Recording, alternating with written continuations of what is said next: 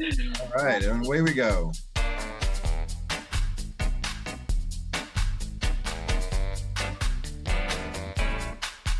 Are you ready? Are you ready? Yeah, yeah, yeah. Are you ready? Are you ready? Because it's Monday. 'Cause it's Monday and it's Monday, yeah. Come on, now clap. Come on, let's clap. Yeah, let's clap. Are you ready? Are you ready? Yeah, yeah. It's Monday. It's Monday. Woo-hoo. Are you ready now? Are we ready? Yeah, because it's Monday, yeah. It's Monday, yeah.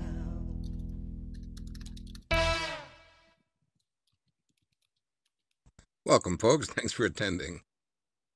My name is Joe Muccioli. I'm the Artistic Director for the Jazz Arts Project, nonprofit organization, which for almost 15 years has been presenting and honoring jazz with world-class concerts and high-level education programs. I'm going to introduce our guests in just a minute, but first things first. Thank you to all our donors and supporters and sponsors. Our platinum presenting partner is Ocean First Bank. With support from Monmouth Arts and from you, our supporting members. So a heartfelt thank you, thank you, thank you.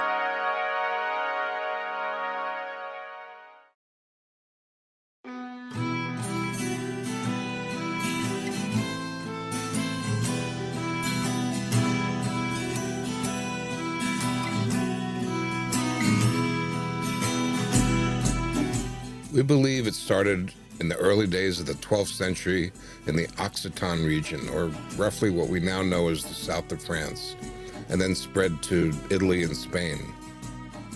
Troubadours would travel the countryside performing poetry or music or juggling, apparently.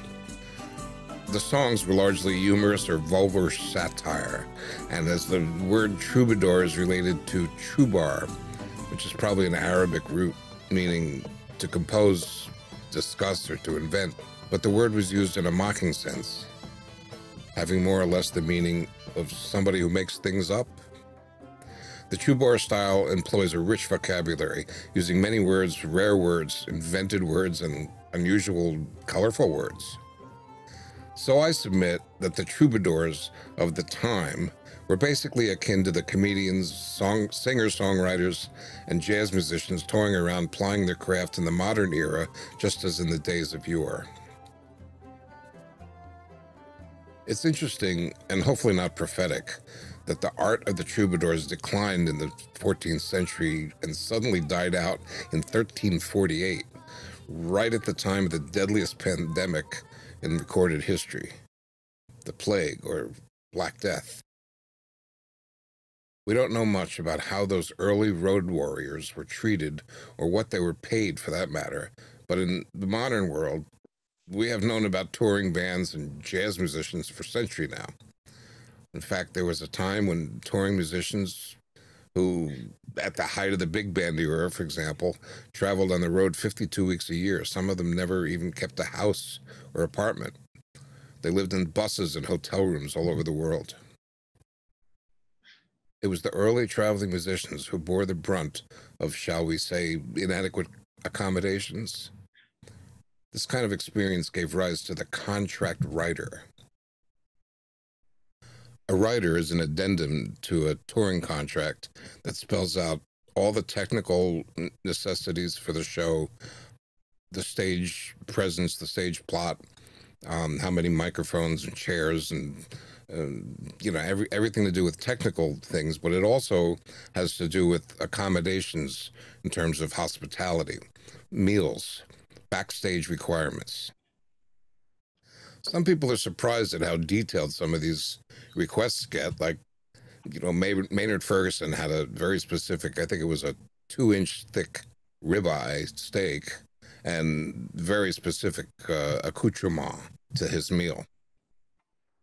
Aretha Franklin required that there be a briefcase underneath the piano with $50K in it, cash, or she would not come on stage.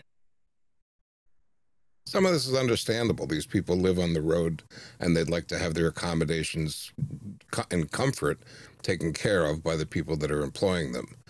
Very understandable. And in the case of Aretha, I'm sure she went through many, many times that they just didn't pay her at the end of things. She wanted to be paid up front. There's no question about that. Of course, we've all heard the stories about the crazy requests of the rock and roll bands on their riders. Like Van Halen needed a large bowl of M&Ms with all the brown ones taken out. Sometimes there's kind of a logic to that, because if you walk into the dressing room and you see your M&Ms and there happens to be no brown ones in there, you know that they actually read the rider. So you can figure that all your technical issues and all the other accommodations, both on stage and in the dressing rooms and everywhere else, would have been taken care of. It was a good indication of that. However, in the case of Van Halen, they also listed 8-liter bottles of Jack Daniels, 8-liter bottles of brandy, 8-liter bottles of vodka, 16 cases of domestic beer, and a wide selection of continental cheeses. These boys knew how to party. But sometimes it was either a medical requirement or a joke. Who knows about this one? Well, Iggy Pop stipulated it is absolutely essential at the end of the show that there is a nurse in attendance with 2 cylinders of oxygen and masks. But sometimes it's a lesson in nothing ventured, nothing gained. There's a clause in Aerosmith's rider requesting cocaine that simply said, "No snow, no show." The British pop singer Howard Jones' backstage demands included, get this, 8 pounds of brown rice, 6 large aubergines, 6 pounds of courgettes, 3 green peppers, 1 head of garlic, 3 pounds of fresh tomatoes, 12 mixed yogurts, and 12 bananas. Was he shopping for the week or something? He also requested that security not have guns or dogs, and that the dressing room possess a sweet-smelling ambiance, which brings me to our guest this evening. Randy's possibly tongue-in-cheek rider that he put together after countless tours abroad and domestically has become legend in the jazz world. His stream of consciousness style diatribe describes almost everything that can go wrong on the road and many inconveniences and some downright annoyances. If you use the Google machine, just type in Randy Brecker's rider and you can read the whole thing there, but here are just some of the highlights. Hotel rooms. A large double room, large enough for me and my suitcase even when it's open. The room should be located on an upper, quiet floor, neither too far from the elevator nor too close. I don't want to hear the ding every time the elevator stops. What can I tell you? I'm Jewish. Room service. The 24-hour room service menu must not have lasagna verde in any way, shape, or form on it. Hotel bathrooms. No separate faucet in the sinks, which legitimately should be labeled scalding and freezing. How do you wash your hands in those anyway? Move them back and forth really fast? And what exactly is with that ledge inside the toilet bowl? I want to hear a plop when I use that thing. And no sandpaper masquerading as toilet paper.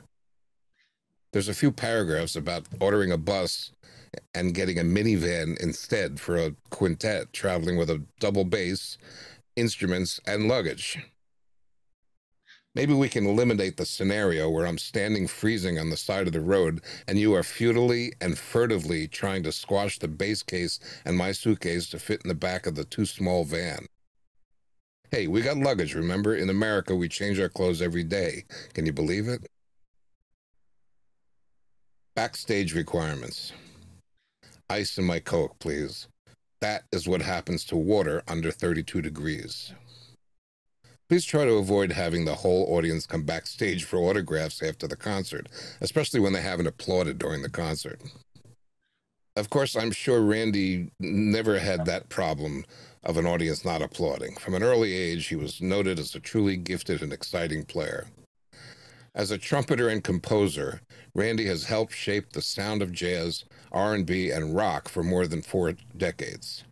He was actually the original trumpet player for Blood, Sweat, and Tears before turning it over to his friend, the late, great Lou Soloff. Randy's trumpet and flugelhorn performances have graced hundreds of albums by a wide range of artists, from James Taylor, Bruce Springsteen, Parliament Funkadelic, to Frank Sinatra, Steely Dan, Jaco Pastorius, and Frank Zappa. He, along with his brother Michael, formed a band of immeasurable impact and influence. With worldwide recognition as the Brecker Brothers, they released 6 albums on Arista Records and garnered 7 Grammy nominations in just 6 years. Their eponymous first record, which Randy wrote, arranged, and produced, featured his now classic composition, Some Skunk Funk.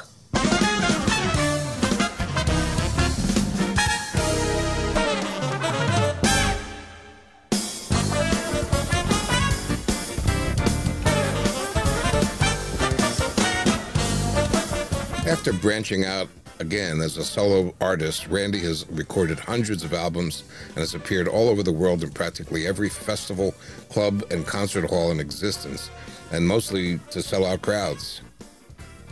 In the past, there were a few reunited Brecker Brother appearances at major festivals until, tragically, in 2007, Michael passed away from a rare form of leukemia known as MDS.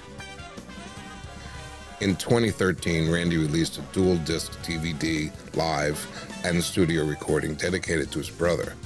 Randy Brecker's Brecker Brother Band reunion with Randy's wife, Italian jazz musician Ada Ravati, in the hot saxophone seat. I have had the pleasure and the good fortune to conduct 2 or 3 concerts with Randy at various venues, including for the BBC in London and one with Jazz Orchestra Atlanta. As a composer, performer, and in-demand Yamaha clinician, Randy Brecker continues to influence and inspire young musicians around the world. I'm so pleased to have him tonight as our guest. Ladies and gentlemen, please welcome Randy Brecker. Howdy. How's everybody doing tonight? Thanks. That was pretty amazing. I got more attention from my writer than any of my records. Let me add. Yeah. You really should have understood, have known that I was going to go there, right? No, I didn't. I was just churning back, saying, "Well, I wonder if he knows about that thing." I guess so. And that was actually a spontaneous. I was actually on a dire tour in Sicily, and the first couple paragraphs, I actually really needed a writer. And it started out as a serious endeavor, but it quickly went south in that respect. Right at the beginning of when people were sending emails around, it was back then, and who knew? I sent it to my friend Tom Malone. He was sending me funny stuff, and next thing I know, I'm hearing from people all over the world about it. Oh, you mean you didn't post it? Probably Tom posted it. I posted. Yeah, I had no idea. I'd just gotten my first laptop, and I just joined AOL or whatever it was back then. Still is AOL. That's and funny. I wasn't just fully cognizant of the whole worldwide email thing. I just started doing it. That's how old that thing is. Yeah. You know, for people that don't know or don't really travel like that, you know, his writer points up such interesting things of essentially of travel in Europe, to tell you the truth, especially Italy, right? Yeah. I mean, the weird toilets, the customs over there that we're not used to, and that, you know, you don't think of when you're traveling with a band, and there's certain kind of needs you have. Yeah. And it still hasn't changed much. And what you hear from the promoters, you know. That's right. This is a 5-star room in a 3-star hotel. That's a good, common excuse. That's good. Yeah. Right. Yeah, but when you get to France, when you get to Paris, it's oh, I'm sorry, that's impossible. Anything you ask for, that's impossible. Yeah, that's very true. So how are you? Well, we're hanging on here, still practicing. I hear you. That's what we have to do. It Sure. all was over in one fell swoop. It was like Hal Blaine in the Wrecking Crew movie. I don't know if you saw that documentary, and he was just talking about studio work in general. And he says, "Man, I went out for lunch. When I came back, it was all gone." Right. And it was kind of Right. similar situation here. Yeah. Well, people that it's already was gone. I mean, 20 years ago they were saying that, right? Oh yeah, as And far now as it's studio work, but really gone. now everything's gone for now. Let's hope something will come back. So tell me, is it 6 or 7 Grammys? Well, as of Because I've seen both reports. There's 7 now. I was lucky enough to win one the last show for a fine record with the NDR Big Band. It was they did tunes of mine from different periods. A tune called Sozinho, written by me but arranged by Jorg Achim Keller, who arranged everything on the record. It's quite a nice CD, actually. So that was one that I thought was actually well deserved. Some of the other ones I questioned, but I'm happy to take it, especially these days. Of course. So it is 7. I see them behind you on that They're shelf. kind of poking around. I keep them in front of me just to keep me going when I get, okay, got to forge ahead. Yeah. It's tough these days. We have to get in the practice room every day and just keep my chops up. We do some home recording, luckily for people, so that's going. But it's a day-by-day thing with the trumpet. And you're actually in a very lucky position. In fact, your wife is a great jazz saxophone player, so you have the ability at least to play with some other person besides, you're right. Yeah, we get the duet book out, and she's adept and has the patience to do videos, so we've done some of them, and so that's a godsend. And just the fact that we're here. Why don't we watch one of those? Okay, sure. Which one should we do? Double Dealin' or Mingus Among Us? Well, Mingus Among Us, we're actually playing. The Double Dealin' is another project. So that's the one to go to if you want to see that one. That was for a local arts council, too, just to raise money. Right. Melissa, do you want to call up Mingus Among Us? I put it right at the top of the tune, so all the introduction stuff is not there. If you want to do an intro before she starts it.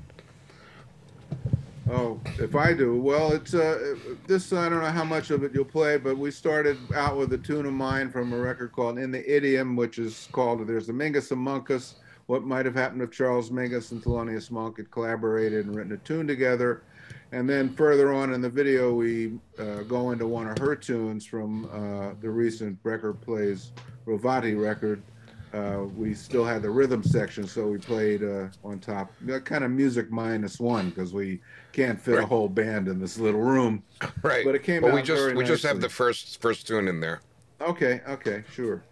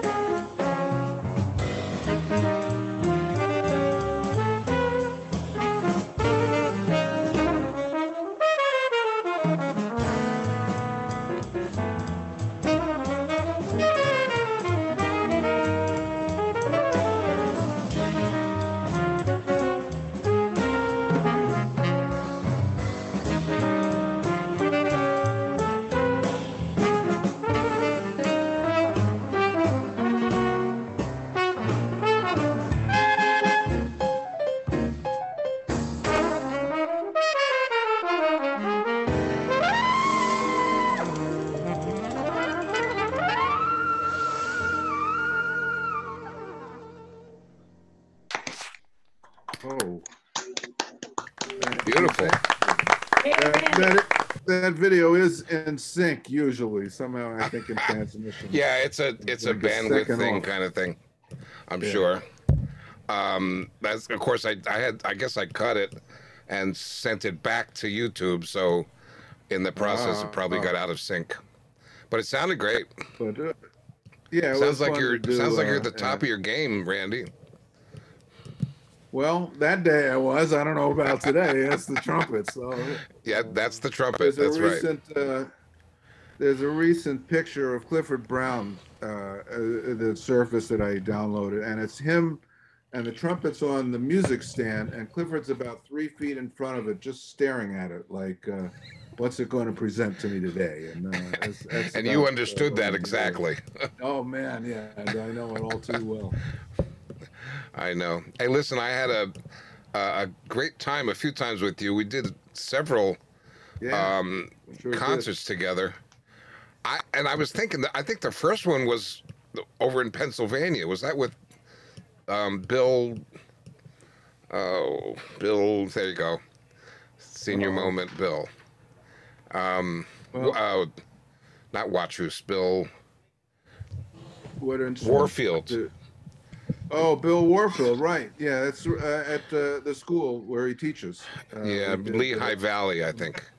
Yeah, and I think we also did.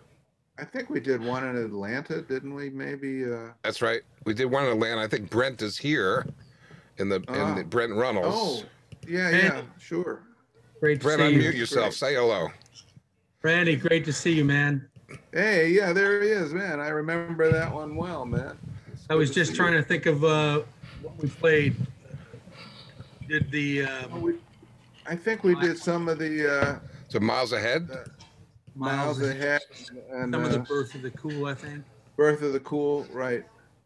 Joe, you conducted Harlem. That stuff is always fun to do, and you know, I had one gig. I'll just tell this quick story. I knew we were doing this was in Europe with a semi-professional, semi-student thing, and I asked the conductor. I wasn't sure which one we're doing, Sketches of Spain or Porgy and Bess, and he looked at me without any hesitation and said, "Oh, we're doing both." And I was the only trumpet soloist, so that was another thing I'll never forget. I've done both. I did both with Lou Soloff one concert. Yeah, that's a challenge. You know, I did a bunch of with Lou, but sometimes there's, especially Sketches of Spain, there's really a lot of blowing in that one. So we did Porgy and Bess the first set and Sketches of Spain the second set. Right. So the whole thing was just pacing myself for the last two. You know. Well, we did a couple in London, I think, for BBC. Yeah. As well. That's right. Wow. Yeah, so the difference in those pieces, obviously, is they were recorded one at a time, right? So they weren't meant to be like a concert suite performed live on stage, one after the other, where you had to have the stamina to do all of them at the same time, right? So yeah, it's that's exactly right. Two of them at the same concert. That was That's exactly right. In fact, I mean, they were created really as recorded performances, recordings. They were not really created to do live. Yeah. But you know, Gil wrote those and sort of as a sculptor, and the end product was the recording. That's right. And there were a lot of outtakes and I think some edits in some of them, particularly. Oh yeah. Bad edits too. Yeah. But it's great music, man. That cannot be denied. Still listen to that stuff all the time. You recently did a jazz cruise, so to speak. Yeah. Well, I've done 10 the last 10 years or 11 years even.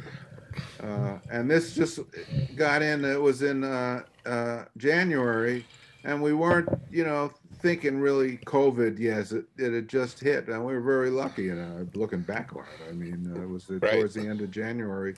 It's a great cruise. 80 musicians. Everybody's great. All your heroes and 4 venues. It's probably the largest jazz festival, and starts at 10 a.m. ends at 1 or 2 in the morning, and it's just besides playing, it's just great to hear everybody and see everybody in one fell swoop. So it was obviously postponed this year until 2022.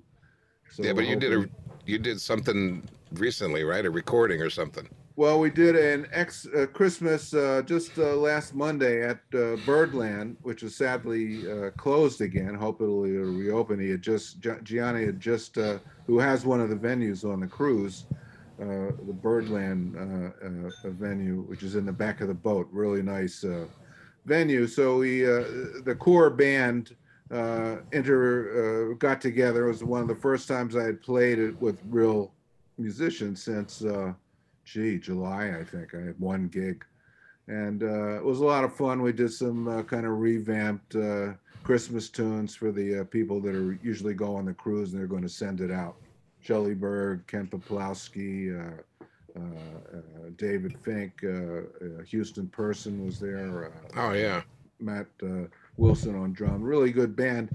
And for one, I think everyone was a little nervous just to really play in front of other musicians. You know, it was hard to get that out of your system. I was sitting here the night before saying, can I really do it? Can I play 5-6 tunes in one fell swoop? You know, it's amazing what goes on in your head these days. Sure. But it's a different thing when you're not used to that day in and day out routine of playing with bands and traveling and all that. Suddenly to be, you know, wonder, right, what it's going to be like. Yeah, you wonder if you can still do it. So we're hard at work keeping it alive. Yeah, people don't realize that either. And, you know, you may not be getting paid, but you're working every day. Yeah. So anything that is absolutely already scheduled for you, the earliest thing that you can think of? Well, I think, and I'm not sure if it's really going to happen mid-year next year, maybe May. There's a few things.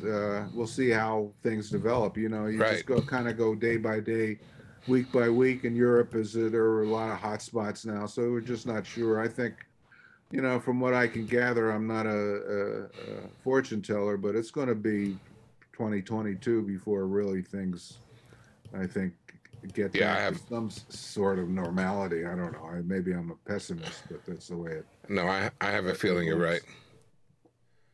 I have a feeling you're right. Somebody had a question. Oh, okay. Of course, the proverbial question. Let me see if I can find it. How many times you have a nickel for every time you're asked this? What mouthpieces do you usually use? Oh, well, that's another kind of crazy story because my right now I'm using AR Resonance by GR. I'm sorry, not AR. Gary Radke, and I just started getting these mouthpieces. Make a long story short, my niece was bas mitzvahed back February 15th, I remember the date, in Madison, Wisconsin, which is where Gary is from, or he's about 20 minutes away. And I heard about his mouthpieces for years. Several of my friends use them. So I spent several hours at his factory. A great guy, amazing technician, amazing just theorist, and came back with some mouthpieces that I've been playing ever since. But then the gigs stopped. So I played, I think, 3 gigs. They felt great, too. I got a great trumpet mouthpiece and a flugel mouthpiece. He's great at, the rims are very similar, so I can switch back and forth. So GR Technologies. And I started playing, you know, I was really young, Bach mouthpieces. Recently, also, I should mention, man, I can't think of the, one sec. An Italian gentleman whose name is Antonio Rapacciolo makes great trumpets and mouthpieces. And I still play on these too. So it's fun one of the things I do, I like to play different trumpets every day. Maybe I have 4 or 5 that I switch to. Occasionally I'll get out my piccolo, just keep things interesting. Sometimes even change mouthpieces just to see what I can do. You know, I have a lot of time to fool around with the technical side of the trumpet these days too. But that's what it is for now, and I'll soon find out. Hopefully, what these mouthpieces sound like on a gig, but they feel great in the practice room. Right, right. Well, also, if you record with any of them, there's a tell there too, because you can hear it. Yeah, how they record on the horn. Yeah. What brand? What? Of course, they're asking also what brand of trumpets do you play? Well, I've been playing Yamaha for 30 or 40 years now, and I play an 8335G, which is basically their impression, I would say, of a Bach trumpet, because I grew up playing Bachs, and it's I happen to love those trumpets. I have several other models, including an old New York Bach that I like to play. Oh yeah, occasionally, that I found a few years ago in New York at a store, but it's been years playing this particular Zeno model, and I love playing them. They're made really well, pretty consistent. And a few years ago, I was asked to try about 20 or 30 horns, and I saved the best one for myself. So there you go. One I'm using. Right, and they're all remarkably similar. In the old days, you try Bach trumpets; they were all remarkably dissimilar. But the Yamahas, because they're all computerized, are really pretty consistent with everything they do. Marvin's sneaking in, by the way. Oh, good, great. Well, somebody's asking. Alexander Rausch is asking, who is your favorite guitarist to play with? Oh man, I'll have to think about that. Well, there are many. The guys I probably played with the longest are guys in the band, and I enjoy their playing to this day. Barry Finnerty, who we played together for about 40 years now, longer. Still playing great. Lives in outside San Francisco in Oakland now. Great player. The younger guys, Adam Rogers has played on a lot of my records. Mitch Stein. Of course, I don't want to forget Mike Stern, with whom I've been playing pretty consistently with for the last 8 or 10 years. Just a great player, great composer. We have a good thing going when we get together, because I know his book really backwards and forwards now. We traveled all over the world together. So just to name a few, but there's a few dozen others. I usually don't think of who the best or my favorite is. I just try to listen to as many as possible. And I've left out scads of guys. Those are just who came to mind first. It's a great answer. Carmen, you had a couple of questions. Why don't you unmute and ask them in? Okay, I'm going to go to Sharon McCarthy's question first, and then I'll go to my question. Sharon wants to know, you know what, Sharon, turn on your microphone and ask your question. You're here every week. Come on, get on here. Say some words to Mr. Hi, Brecker. Sharon. Hi, everyone. That's just a little spot. Hi, Randy. It's wonderful to be listening to you tonight. Oh, thank you. Thank you. My question is, when your brother and Jocko were playing with Joni Mitchell, did you get to meet her by virtue of being the brother? Did you get to hear any stories? Did Jocko or your brother have any stories that you would share? Well, there's not, I don't think I ever, to my speaking to my somewhat addled memory, I didn't hear the band live, but I recall this story because Mike got the gig because Wayne was unable to do it. She wanted Wayne Shorter originally for that gig, and Mike came in and was Michael Brecker, and she kept on him to try to change his playing to sound more like Wayne, and he wouldn't have any of it. So he laid down the rule, either I sound like myself or you better get somebody else. So that's the story I remember, but it was a great band. I've seen a lot of videos, and I did get to know Joni somewhat, not through that, just she was in New York for quite a few years with the late, great Don Elias, and she would come by the club with him often, and I got to know her a little, but not well at all. She's a wonderful musician and personality. Okay. Next question I'm going to ask. We've got, let's see here. Jay Gentile wants to know, have you done any live stream shows since the pandemic restrictions were posed? A lot of people, musicians, are playing from home and doing tips in the jar kind of online. Well, I haven't done that. There's a lot of that going on. But what we did do recently, we did one live stream, and that was live. Yeah, I mean, not pre-recorded. It's just into our phones 2 or 3 months ago for the DC Jazz Festival. And last week we did, and this was recorded, and they're going to broadcast it during the Jazz Education Network convention with myself, Ada, and the great pianist Bill O'Connell, just the three of us in our living room. We played for about an hour, mostly Ada's tunes, I think one of Bill's, one of mine. So that'll be broadcast sometime in, I'm not sure the exact date, in January when the convention starts. But we haven't done a lot of live streaming. There's a lot of that on there, and it's not the most comfortable thing for me to do, quite honestly. Really? All my years in recording studios, and it's, I don't know, maybe a couple months from now we'll do another one. Yeah. But I enjoy watching others, that's for sure. So now I've got a question. This is my question, similar to Sharon's. I was wondering if you worked with Arif Mardin, because some of the artists you mentioned, he was a producer of many of their albums. And so I was wondering what it was like working with him. And he was a name that I became very familiar with because of the musicians that I enjoyed, the singers. Oh, well, yeah, it's a good question. And I worked for him on, I don't know how many records. Mike and I were lucky enough, and we met him, and believe it or not, I remember this through the wonderful violinist Gene Orloff, who recommended us to Arif on one of his first solo records.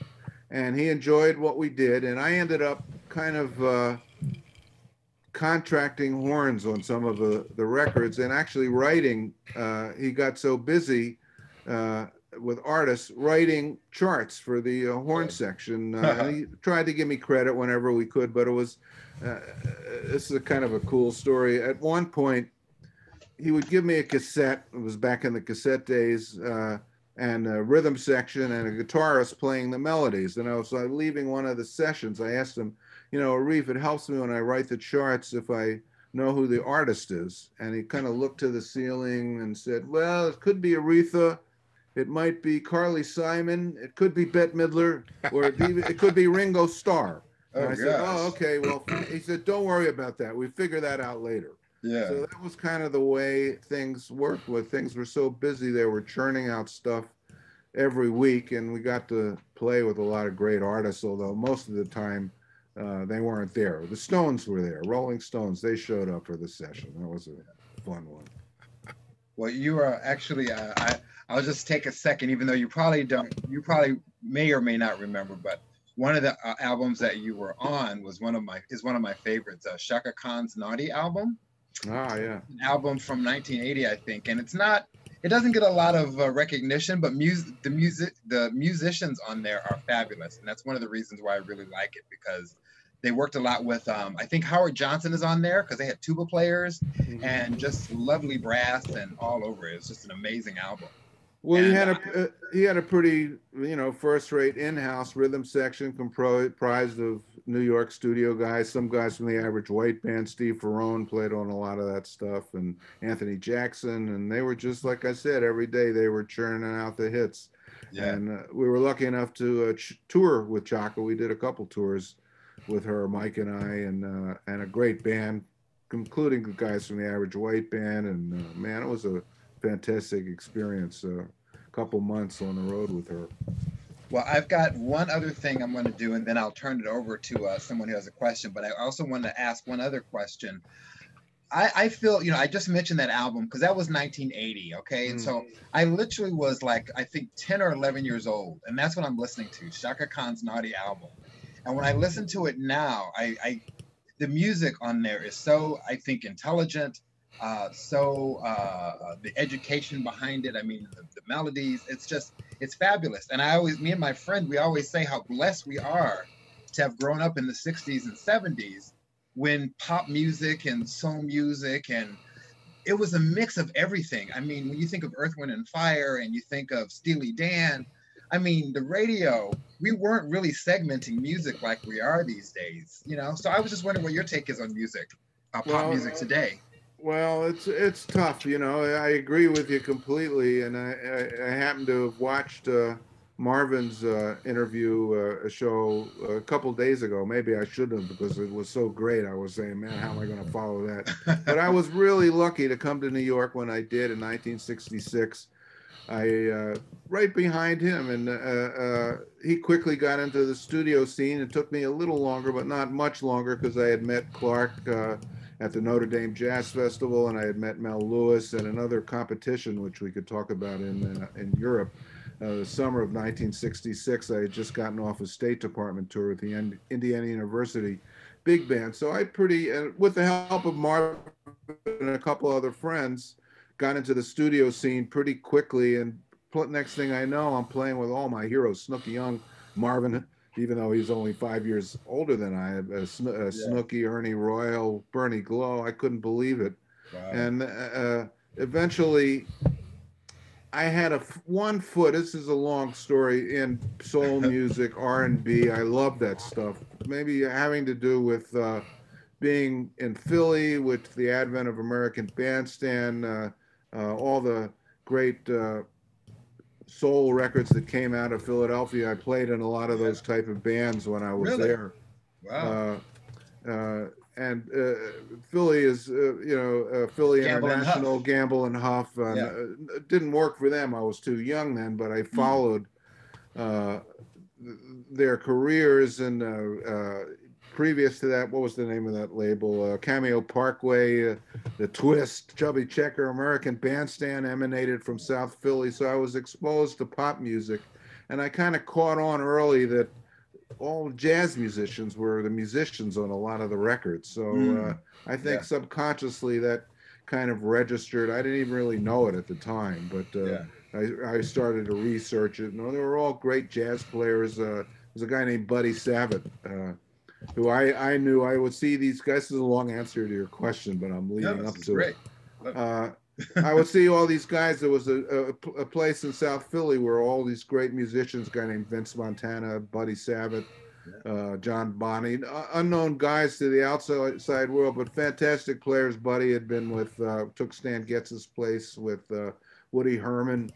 And I went to his website years later when I started to research the history of the pop and soul music history of Philadelphia, and I got to Buddy Savitt's website, and it said the most listened to tenor saxophonist in the world, and I was saying, well, there must be two Buddy Savitts, because the guy I knew just played at this club on Sundays, and but turned out he's on all those records: Chubby Checker and the Twist, Gary U.S. Bonds. They had hit after hit because they were kind of connected with American Bandstand. The groups would go on the show. They had a perfect marketing scheme going in Philly.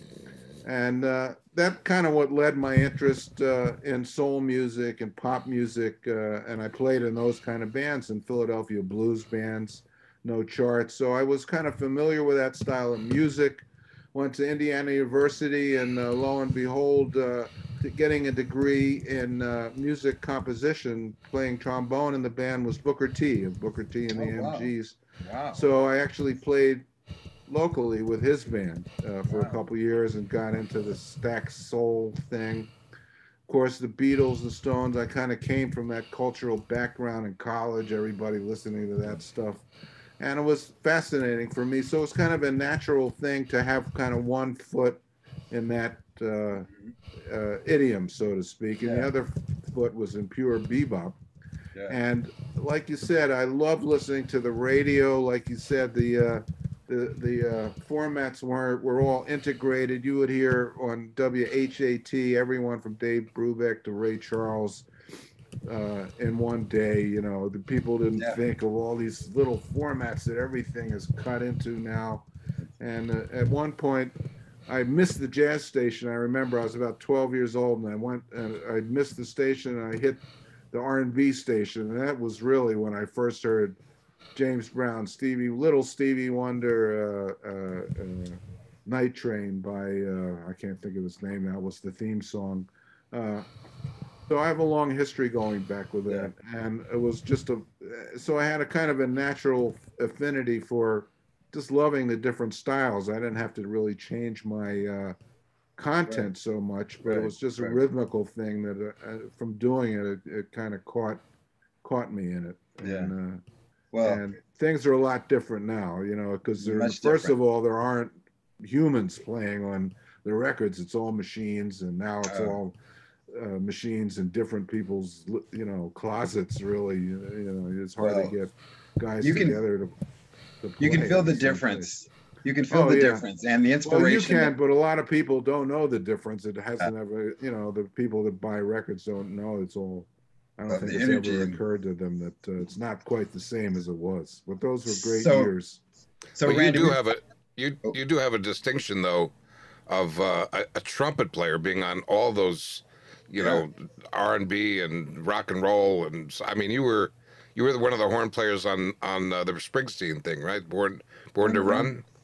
Born to Run, yeah, and that was a little outside our purview, so to speak, I must say. I would think. I've told this story several times, but we showed up, me, Mike, and Sanborn. We were the kind of hot trio, I guess, at the time. Dave and Sanborn. A great trombone player. Yeah, we went to band camp together when we were 15, which is where I met Marvin, with the Stan Kenton band camp at Indiana University. It's funny how everything is kind of connected.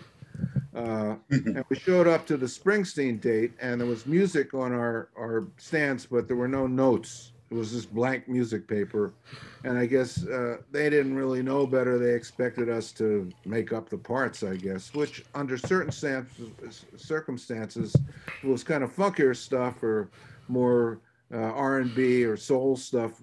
We were good at that, but this was, like I said, out of our purview, and we were trying our best to come up with something, but we just were out of our element, and we were halfway through the tune, and we weren't too happy with it ourselves. And a guy burst into the booth saying, "Wait, that sounds terrible. That's not it. That sounds terrible." And that was our introduction to his nickname was Miami Steve, but he's still with Bruce, Miami Steve Van Zandt. And he really saved the day. He thought of some horn lines. We had to start all over. And he thought of some lines that would fit. And that's the story of that record. You never know, man. We've had some pretty weird experience. James Taylor, for instance, his record, One Man Dog, he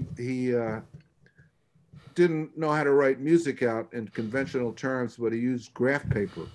So each horizontal square was a rhythm, and each vertical square was a half step. So that's how we translated. And that took a while. So you just never know.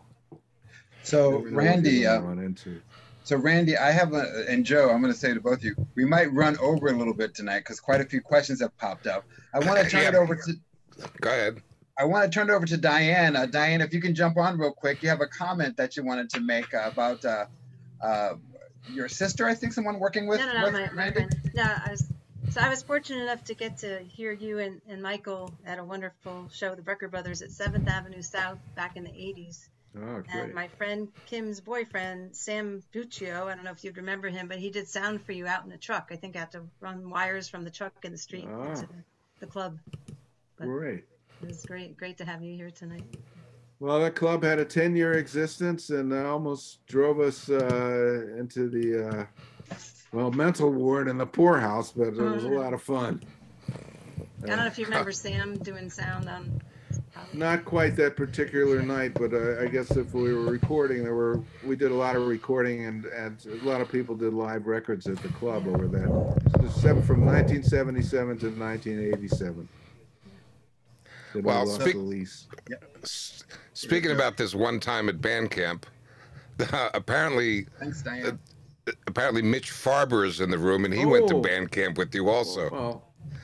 Well, that was a fortuitous meeting. We're still friends all these years, and Mitch is a wonderful composer, arranger, and we met when we were 15 at the Indiana University band camp, Stan Kenton band camp, with Marvin and the Stan Kenton band, and the Cannonball Adderley Sextet was there. Imagine that, 2 weeks. Donald Byrd. For 15-year-olds, let's see who else was there. Dave Sanborn, Lou Marini, and this is where we all met. Don Grolnick, Mitch, Keith Jarrett was there, although he didn't talk to anybody, so we didn't even realize he was there until we saw the picture. But the rest of us kind of connected that year and became, and Mitch, friends, and we worked together all the ensuing years. Say hello, Mitch, if you want. Hey, Mitch. He's shy. Can't probably find this clicking away the like me. unmute button. Yeah. So I also, is he there? Nope, that was me. Oh, I also noticed Marvin snuck in. Oh, great. Say hey, Marvin. We had Hi, him. Marv. We had Marvin a couple weeks ago. I know I couldn't do it that night, and like I said, I that was a fascinating interview that he gave. I hope you're hearing that. It just brought back so many memories of those days, and they were just irreplaceable.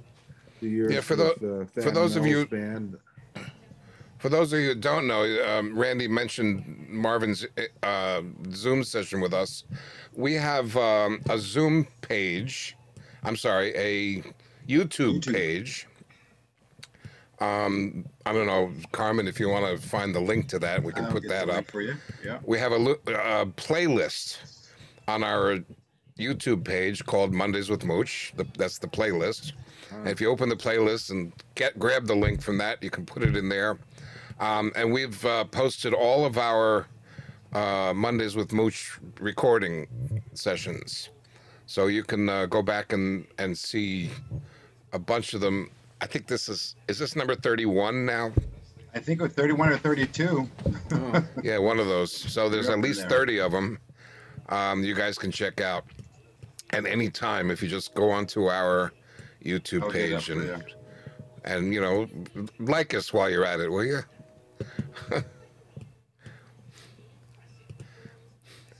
In any case, while he's doing that, There was another question in there. It was a good question in there. yeah, I'm gonna fish it out. I'm looking for it. You got quite a few questions. Alexander Roush again. Alexander, by the way, it was part of our Jazz Arts Academy program. He's a young guitarist himself, and he's studying away, and he's doing great. But he's asking, when you compose new tunes, do the chords and melody just come to you, or do you need to go through many revisions and edits to get the sound you want? Well, all of the above. Many sounds and constantly. I think any composer will tell you that you go back and revamp everything countless times until, as Wayne Shorter said, you never really know when you're finished. It's probably when you're up a deadline and you have to record it, so you say that's it. Right. That's the way I used to work. But it's like putting a puzzle together. Sometimes I have some chords, sometimes I have a bass line, sometimes I have a melody. It can be anything, you know. And I used to, I listened to a lot of music for inspiration when I was younger. I would go out purposely to hear music and then come home and try and write something. I remember, and sometimes what I wrote had nothing to do with what I had heard. I've mentioned this one before because it's true and it's always in my head. I remember hearing another great guitarist, John Schofield, who I played with a lot back in the day, had a quartet at Sweet Basil, and I went out to hear him, and I ran home and started. They sounded great. Went home and started writing a tune, and the work title, I make work titles to remind me what I'm writing, was SCO Feel, F-E-E-L. And it turned into a tune called Into the Sun that was a samba. It was on a record called Into the Sun. It had absolutely nothing to do with Schofield other than the fact that I was inspired by listening to him. So it's all of the above. On some Skunk Funk was like putting a giant jigsaw puzzle together. Every bar was a different instrument. I've mentioned that many times. Da-da-da-da-da-da-da-da was a trumpet line. Da-da-da-da-da-da was on clavinet. Da-da-da was on a key. Was on a suitcase Rhodes. And once you have some of the pieces together, it's like when you put a puzzle together, it gets a little easier, and the arrangement comes into focus, and then you kind of go over it, rewrite, and that's part of the secret. But it's time consuming, but when it's done, if it ever is done, it's nice to hear the tune recorded. That's when it's really done, and then say, okay, well, I guess I'm done with that one. Also, there's some composers have been recomposing their best works for their entire lives. Yeah, it's true. They keep Especially coming back when to you it. can't think of anything new, you can go back to your old tunes. Let's do a new version. I That's just right. toured with Billy Cobham last year, and that's what he did. It was a tribute to Crosswinds that we did back in 1973, maybe. And since I remember the tunes on the record weren't that difficult, but I didn't realize he was going to rewrite everything, and everything was about 10 pages long of ridiculously hard stuff to try and play. But we had a blast last year playing together after, probably 20 years of not playing together. And Randy, I'm assuming that for all those guest stars and all those albums you've played on, those are just kind of paid gigs, right? You get paid and you're done, right? There's no royalties or anything coming in from that stuff. No, there's some way. The union has several funds that you get, minute royalties, and they're doing a little better with it. But yeah, the royalties are for the artists or the band. And rarely, do the artists see any royalties, let alone the sidemen musician.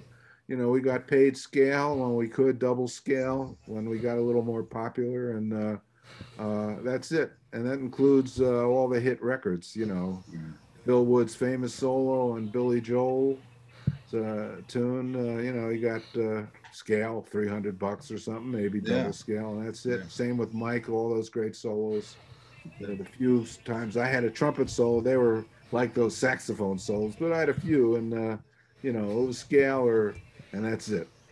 What would you say is would you say Bruce Springsteen, would you say is probably the most popular song that you've appeared on that people would know, kind of like, oh, you're on that one of the most famous that's up there. I did a record a few years ago. I kind of isolated and had Kenny Werner do 10 arrangements, radically revamping.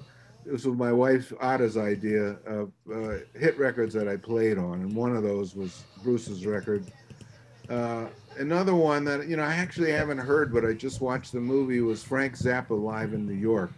There's a new documentary about Frank, and that was the only week I played with him, with a lot of the horn section. Most of the other guys in the horn section were from the Saturday Night Live band, and I hear about that record probably when I was doing gigs. People would come up and mention that one all the time. So Carl Moreno just asked, how did you and Mike hook up with Zappa? What was that experience like? Well, Mike was doing Saturday Night Live. That was the idea, to get the horn section. Marini, my brother, was in the band. Alan, Mr. Fabulous Rubin, I think he didn't want to deal with the music, so he didn't want to do the gig, and I ended up getting the gig with Tom Malone, Lou Marini, Ronnie Cuber, and my brother. And we were furtively trying to read the black page. That's a lot of notes, and it was not a lot of rehearsals, and the band was his road band, and we did I'll just say we did as good as we could, and he managed to pull a good record out of it, that's for sure. And there's some solos, we all got a little chance to play. He was a really interesting guy. Nice. Carmen, can you do the old commercial for Jazz Arts Project at the moment? Commercial. Just a minute or so. Commercial. Yeah, we'll do a quick one. So thank you, everybody. We've got a full house tonight. Randy, you have pulled them in for us this evening. We got a big full house tonight. So thank you so much for joining us, and thank you all for joining us week after week. This is fun, and as you heard us saying earlier, when we're getting back together like we used to, we don't know when that's going to happen exactly. So we want to stay safe, and we want to stay healthy, and we want to stay connected. And so we're keeping you connected with some of the greatest musicians out there. You're getting up close and personal via Zoom. So in order for us to continue doing this and to support our Jazz Arts program, our project, Jazz Arts Academy, we ask that you please make a contribution.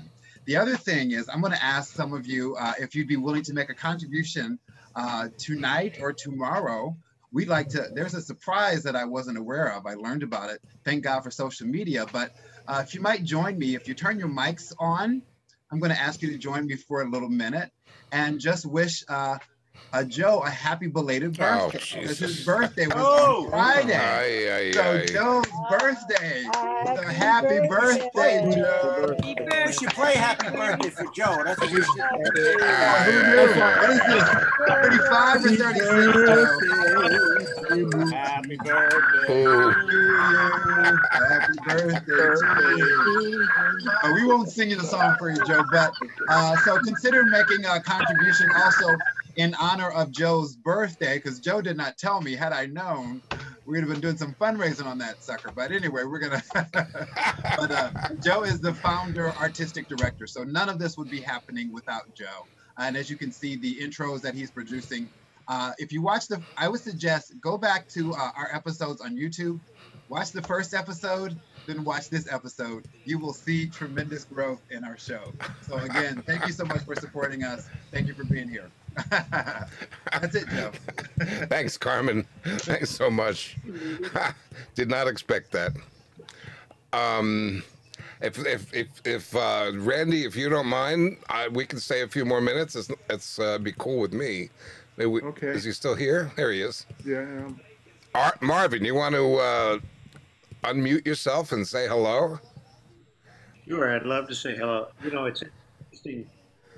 Randy and I go back many, many years, but every time I hear him talk, I learn more and more about the history of music from his perspective. And I always find any conversation we have very interesting. And I've started looking up YouTube clips of things that he's done with different people. And there's so much stuff that's on there, Jaco Pastorius and others. And I urge you to check them out. I'll say one thing, Randy. You and I have both had the opportunity to live our dream. We sure did. People think, music is like show business, but it's not at all.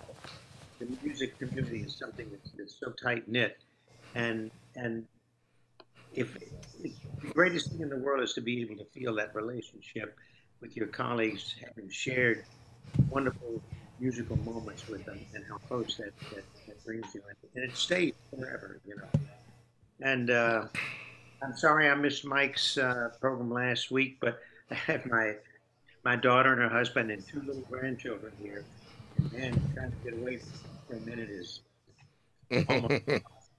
But I didn't want to miss this, and Randy, great as ever, always. My favorite. Great to see you. Yeah. Here. Thank you, man. Thank you so much, man. Yours was great too. I had mentioned earlier that I watched it a couple days ago, and I learned so much from you. Plus, it put me in a kind of tizzy because I had to top that one. That was great, the Ernie Royal story. When I met Ernie quickly, Marvin told the story how he happened to go to Jim and Andy's, and only one other person in the place, and it turned out it was Ernie Royal, fabulous trumpet player. And I met Ernie pretty early on too, maybe 6 months later when I moved to town. In Jim and Andy's, I was introduced by a friend of mine, wonderful arranger, Alan Faust, sadly passed away a few years ago. And Ernie said, if you can play, you'll work. That was his response. And yeah, there you go. That was true back then, man. It was what a thrill those first years in New York. I'm seeing the Delgados out there. Lou was a big part of that too, man. We did so many. Hi, Randy. Hi. The sessions were they're just unforgettable. That's aside from the music, that's what really, the music, of course, here in your head, but the stories just circulate. It was a great period in my life, not to be topped by anything else, I would think. Apparently today is also Clark Terry's 100th birthday. That it is. Yeah. We miss him. We sure do. Yeah.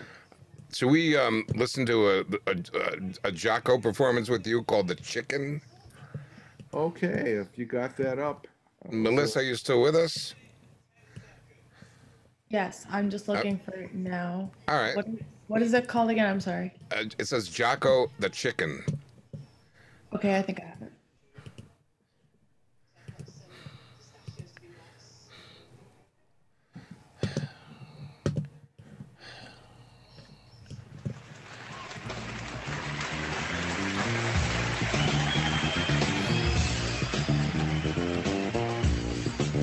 shorten this one too. Hope so.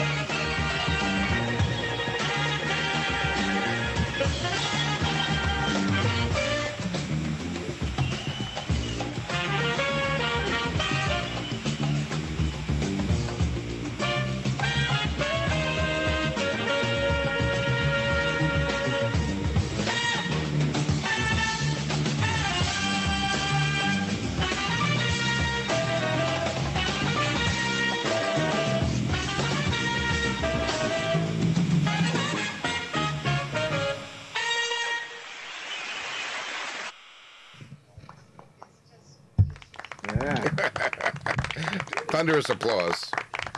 Thank you. Mincer, Where huh? is that? Yeah, that was a crazy gig. I mentioned it to Marvin. That was the first. I don't know how to say this in public, I guess, but it was the first manifestation. We'd had a month off before that, and we'd done a long tour. And Jocko had issues, as we all know, but this was where he really passed over from too much substance abuse and too much alcohol to really having severe mental illness. So we were kind of, and we hadn't seen him in a long time. And previous to that concert, there had been an interview which they had to just cut because he wasn't making any sense. He just wasn't there. He was on autopilot. And during the third tune, I had mentioned this to Marvin. We talked last week and he had seen the video, which is called Mr. Phone Bone by Bob Mincer. I'll try to make this short. And there's a section where we repeat a vamp 4 times. Jocko comes in the third time with a counter melody. And then we go on and it starts walking and we start swinging and play solos. We get to the vamp, we look around. Meanwhile, you know, they have huge cameras that we know they're videoing. This is going to come out as a laser disc or whatever the technology was pre-laser disc. was the big deal. He's not on stage. We don't know where he is. We're in the middle of the vamp. We don't know whether to stop. We can't go on because he's not there. We played this vamp. They did a pretty good job of editing in the movie, but we must have played that vamp 200 times. And they found him in the dressing room taking a shower with his clothes on. And they pulled him back on stage, and you can hear this on the video. He started playing, as the keyboard set up, kind of Frankenstein chords on the thing, and by now our chops were falling off, mine particularly. I mean, we played this thing for 20 minutes over and over, and I pulled him back, and he got on the bass, and we went on like nothing had happened. But it was never the same. It was just a sad story of a rapid decline, and sadly with his death not long afterwards. But it was a thrill to play with him, and we had a lot of fun together. But it's a real story of mental illness. I think there's a new edition of the Jocko book by Bill Mikowski coming out, again, with some added insight to what his problems were. And it's, but it was great to know him, and that was a great band. You know what year that is? That's probably 1980, towards the end of 1980, or maybe a little later. I think we did do one other long tour after that in Japan, probably close to 1982. Mm-hmm. And that was it for me. It taught me one other lesson, because I refused to play with them anymore. I was offered a tour in Japan with Gil Evans featuring Jocko as part of the band, and I said no, I'm not doing it. And it shows you, when you say no, how much they can actually raise the price when you do say no the first time. Right. But he had a long and sad decline. It was terrible to watch, but that's a great video, so thanks for playing it. Well, that was really well said. Very, it's really like gently said. That's cool. I wanted to let everybody know that next week we don't have a specific guest, but I'm inviting all of our guests to come on back and have a holiday greeting. Basically, we're going to have a holiday hang, kind of like whatever happens happens. I'm going to encourage everybody to bring a bottle, and we can all have a toast together to the holiday and to, a new, hopefully much better year coming up. And I'm coming out now, so I'm going to send out invitations probably tomorrow that for this holiday hang for a cool Yule. And we'll see. We'll just kind of hang and see what happens. Maybe we'll dig up some music from our guests, and maybe we'll create something else. Maybe we can do a kind of a call and response thing if guys have horns. You know, you can't really play together because of the latency, but you can go back and forth. You know, do a call and response, even if it's out of time by a couple of ticks. But anyway, we're gonna try that for next week, and then we'll take a couple of weeks off for the holidays. So, as our usual custom, Randy, thank you so much for doing this. The time flew by. Thank you. Sure did. Time really flew by, and it's great to see everyone who came. As usual, our custom is we're going to end the proceedings officially, and I'm going to stop the recording, and we'll have a after gig hang in case anybody wants to hang around for a little bit and chat. It'll be go ahead, Carmen. I was thinking, let me see, is he still here? Is Andy here somewhere? Andy Farber's probably still here. I was thinking we might start calling it a little after hang with special guest Andy Farber. He's always got a specialty drink there. So he's probably making his drink right now. It's a fun time. It is. All right. So again, Randy, thanks so much. Be well. Best of health to you and everyone as well. Be well and come on by next week for our holiday hang, Cool Yule. So thanks so much. And thank you to Ocean First Bank for being our platinum presenting sponsor.